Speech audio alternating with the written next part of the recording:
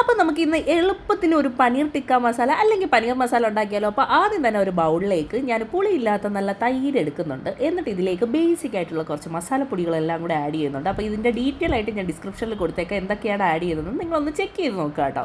അപ്പോൾ എല്ലാം ഇട്ടതിന് ശേഷം നല്ലോണം ഒന്ന് മിക്സ് ചെയ്തെടുക്കുന്നുണ്ട്. അപ്പോൾ ഇനി നെക്സ്റ്റ് നമ്മുടെ പനീർ ഉണ്ടല്ലോ, അത് അപ്പാടെ ഞാൻ മുറിക്കാണ്ടാണ് ഇതിനകത്ത് ചേർക്കുന്നത്. എന്നിട്ട് എല്ലാം കൂടെ മിക്സ് ചെയ്ത് കൊടുക്കുക. പിന്നെ കൂട്ടത്തിൽ കുറച്ച് ക്യാപ്സിക്കവും പിന്നെ സവോള ഉണ്ടല്ലോ ക്യൂബായിട്ട് കട്ട് ചെയ്തതും കൂടെ ഇതിലേക്ക് ആഡ് ചെയ്യുന്നുണ്ട് കേട്ടോ.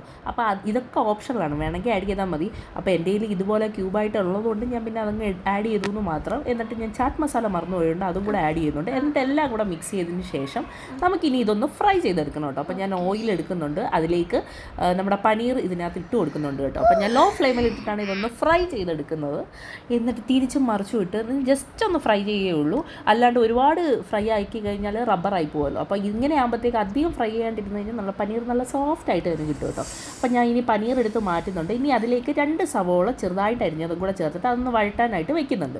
ആ സമയം കൊണ്ട് നമ്മൾ മാറ്റി വെച്ച പനീർ ഇതുപോലെ ചെറുതായിട്ട് മുറിച്ച് നല്ല ക്യൂബായിട്ട് എടുക്കുന്നുണ്ട് കേട്ടോ. ഇങ്ങനെ പനീർ കഴിക്കാൻ നല്ല ടേസ്റ്റാണ്. പക്ഷേ കഴിക്കരുത്, നമുക്ക് കറിയിലേക്ക് ചേർക്കണം കേട്ടോ.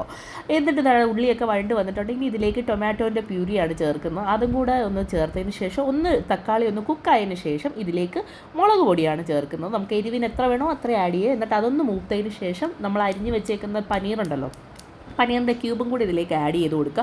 പിന്നെ നമ്മൾ നേരത്തെ മിക്സ് ചെയ്ത് വെച്ച തൈരിൻ്റെ ബാക്കി മിക്സ് ഉണ്ടെങ്കിൽ അതിലേക്ക് നമുക്ക് ആവശ്യത്തിന് വെള്ളവും കൂടെ ചേർത്തിട്ട് ഇതിലേക്ക് മിക്സ് ചെയ്ത് കൊടുക്കുക. എന്നിട്ട് അടച്ച് വെച്ച് ലോ ഫ്ലെയിമിൽ ഇട്ടിട്ട് ഒന്ന് കുക്ക് ചെയ്തെടുക്കണം കേട്ടോ. അപ്പോൾ 2 മിനിറ്റ് കഴിയുമ്പോഴേ നമ്മുടെ കറി റെഡി ആയിട്ടുണ്ട്. സംഭവം സൂപ്പർ ടേസ്റ്റാണ് കേട്ടോ. അപ്പം ലാസ്റ്റ് കുറച്ച് ഗരം മസാലയും പിന്നെ കുറച്ച് ഫ്രഷ് ക്രീമും കൂടി ഇട്ട് കഴിഞ്ഞാൽ നമ്മുടെ പനീർ ടിക്ക മസാല അല്ലെങ്കിൽ പനീർ മസാല റെഡി ആയിട്ടുണ്ട്.